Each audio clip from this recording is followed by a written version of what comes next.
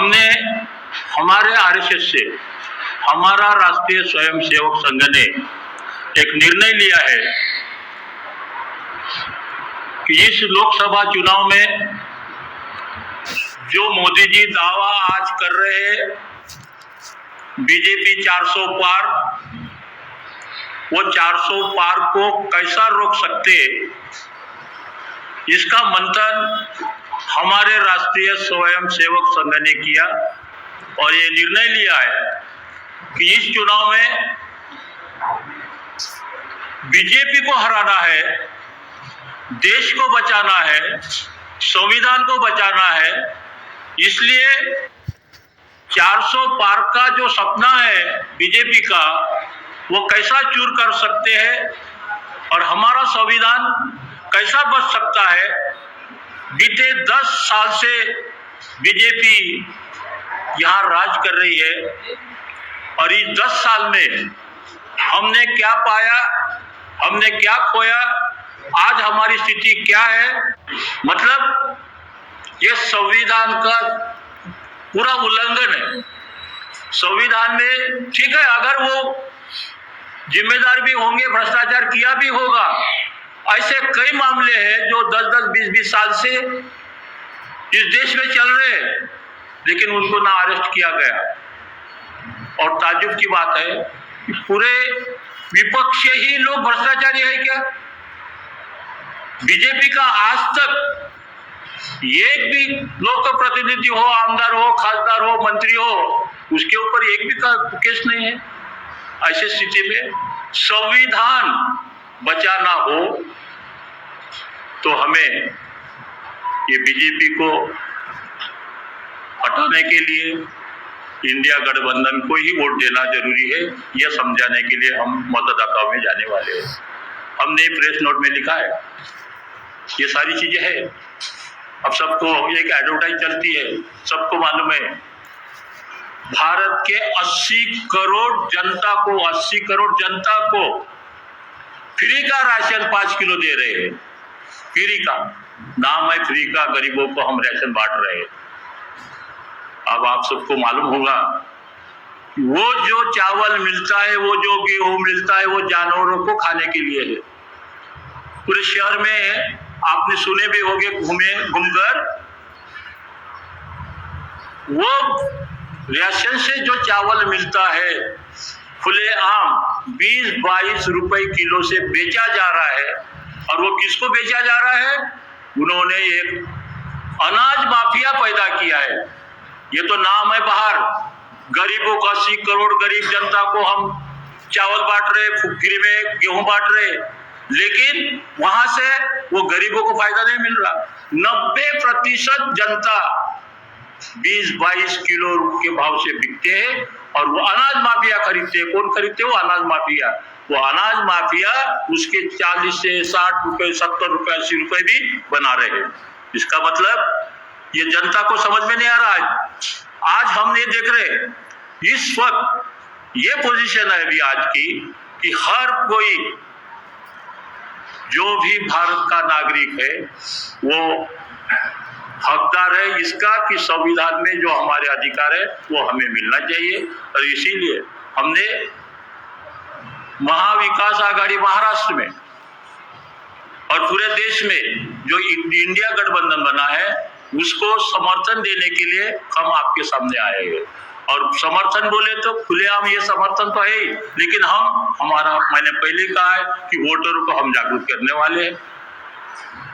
RSS political wing नहीं है, ये एक सामाजिक और सांस्कृतिक संगठन है। इस देश में एक ही आरएसएस है और वो हम हैं। ये हमारा खुलेआम दावा है। इसके अंदर किसी को ऑब्जेक्शन होगा तो उनको बोलो कि कागज लाके उनको दिखा दो। पहली चीज, ये विषय से हटके था। इलेक्शन में क्यों हमारी मजबूरी है कि इस बार हम किसी एक ऐसे संगठन का साथ दें, ऐसे गठबंधन का साथ दें जो संविधान के स्वरूप में चलने की ताकत रखता हो। हम हर उस व्यक्ति के, उस कैंडिडेट के विरोध में काम करेंगे जो संविधान के विरोध में कहीं ना कहीं हमको नजर आ रहा है। इंडिया गठबंधन हमारे लिए एक बड़ा स्वरूप लेकर सामने आया है इसलिए हमको लगता है कि बीजेपी को रोकने के लिए इंडिया गठबंधन के साथ हमने मिलकर काम करना चाहिए। हमारी आरएसएस आज तकरीबन 2.5 लाख प्लस कैडर के साथ में इस इंडिया में मौजूद है और हम हमारे कैडर्स को हमने साफ आदेश दिया हुआ है कि हर उस व्यक्ति का हम साथ देंगे जो कहीं ना कहीं उन मनुवादी विचारधारा के विरोध में काम करने की क्षमता रखता हो। हमारे लिए कांग्रेस, शिवसेना, राष्ट्रवादी, तृणमूल कांग्रेस, आप कोई मैटर नहीं करता। हमारे लिए वो मैटर करता है जो उनकी गलत नीतियों को रोकने की ताकत रखता हो और इस उद्देश्य से हम किसी भी प्रकार से पॉलिटिकली हम इन्वॉल्वमेंट नहीं होगा। आरएसएस जो कैडर बेस है वो जमीनी लेवल पे काम करेगा। हम किसी भी चुनाव प्रचार सभा का हिस्सा नहीं होंगे। हमारा समर्थन जरूर है, हम वोटर्स को उनकी तरफ डाइवर्ट करने की बात करेंगे, लेकिन चुनावी सभाओं में हम किसी पार्टी विशेष का प्रचार प्रसार नहीं करेंगे, क्योंकि आज की परिस्थिति जो गुरुजी ने बताया कि जिस देश में 80 करोड़ गरीब लोग रहते हो वो देश विकसित हो गया है, ऐसा माननीय प्रधानमंत्री जी टीवी पे आके बोल रहे हैं। ये तो मेरे लिए बहुत सोचने वाली बात है कि जिस आदमी का 80% शरीर खराब हो चुका हो और हम उसको पहलवान मानते हैं।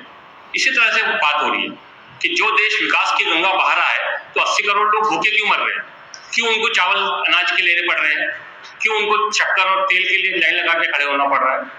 यहाँ पर जो एक प्रोपेगेंडा किया जा रहा है, मैं क्योंकि मीडिया से हूँ, मीडिया आप लोग मेरे मीडिया के साथी हैं, मैं किसी भी प्रकार से मीडिया के विषय में गलत बोलने पर यकीन नहीं रखता। मीडिया समाज का आईना है, बस उसको सच दिखाने की आदत हो जानी चाहिए।